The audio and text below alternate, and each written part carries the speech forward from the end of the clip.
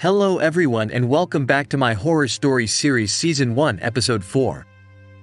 My name is Barbos, also known as BSGG Storyteller, and today I will share with you another story. It is about a notorious house and the horrifying events that have taken place within its walls. I hope you will like it. It was a dark and stormy night when a group of friends decided to explore the abandoned house on Maple Street. The house had been vacant for years, and rumors of it being haunted had circulated throughout the town. Despite the warnings, the friends were eager to see if the rumors were true. As they entered the house, they were met with an eerie silence.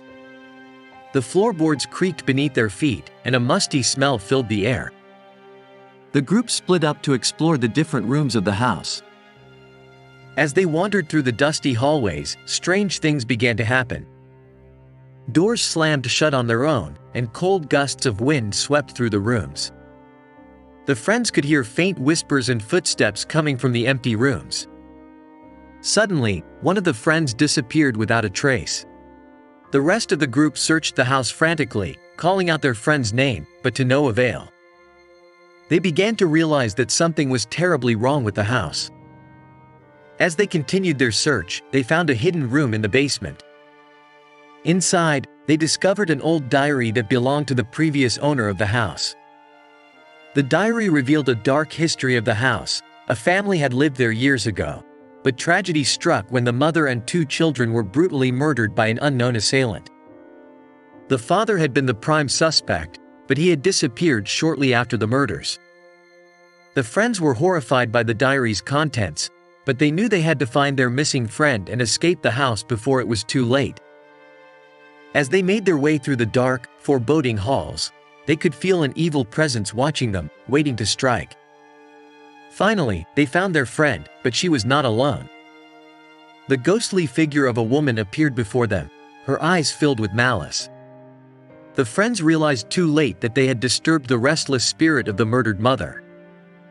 The group ran for their lives, pursued by the vengeful ghost. They finally made it to the front door, but as they opened it, they were met with a blinding light. When their vision cleared, they found themselves back outside the house, the storm still raging. The friends never spoke of their experience again, but they knew that they had come dangerously close to becoming the next victims of the haunted house on Maple Street. Years later, one of the friends, now a successful author, decided to write a novel based on their experience at the haunted house on Maple Street. As she delved into the research, she uncovered more information about the tragic history of the house. She discovered that the father, who was suspected of murdering his family, had actually been framed by the real killer, who had never been caught. The author realized that the vengeful spirit they had encountered was likely the real killer, still seeking justice for her family's murder. Determined to uncover the truth, the author returned to the house, armed with new knowledge and a sense of purpose. As she explored the house once again, she found a hidden room that had escaped her notice before. Inside the room, she found a box filled with old photographs and newspaper clippings. One clipping in particular caught her eye. It was an obituary for the real killer, who had died just a few years after the murders. As the author read the obituary, a chill ran down her spine. She realized that the vengeful spirit they had encountered was still haunting the house, even though the killer had died. She knew that she had to leave the house immediately. As she turned to leave, she saw the ghostly figure of the murdered mother standing before her, her eyes filled with an otherworldly rage. The author knew that she had pushed her luck too far. She fled the house, never looking back. She knew that she had uncovered a dark secret that was best left buried. As she walked away from the house, she could hear the ghostly whispers of the murdered family, warning her to never return.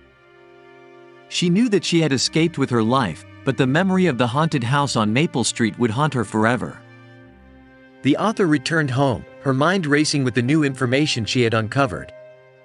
She couldn't shake the feeling that something wasn't right, and that the spirits of the murdered family were still lingering around her. Over the next few days, the author began to experience strange occurrences in her own home. She heard footsteps in the hallway, doors opening and closing on their own, and objects moving without explanation. She knew that the spirits of the murdered family had followed her home. Desperate to rid herself of the ghostly presence, the author sought the help of a psychic medium. The medium confirmed her suspicions. The spirits of the murdered family had indeed followed her home, and they were seeking revenge for uncovering their dark secret. The medium performed a cleansing ritual, but it only seemed to anger the spirits even more. The author began to fear for her life as the spirits grew more and more malevolent. One night, as the author was alone in her home, she felt a cold breeze brush past her. She turned to see the ghostly figure of the murdered mother standing before her, her eyes blazing with an otherworldly fury. The author knew that she was in grave danger. She tried to flee, but the spirits were too powerful. They pushed her down the stairs, causing her to fall and hit her head. The author lay there, helpless and injured, as the spirits closed in around her. As she lay dying, the author realized the true horror of her situation. She had unknowingly become the next victim of the haunted house on Maple Street. The spirits of the murdered family had claimed yet another victim, and they would continue to haunt the house and seek revenge for eternity. Thanks for watching and listening. If you enjoyed this type of content and would like to see more of it, feel free to subscribe and turn on notifications.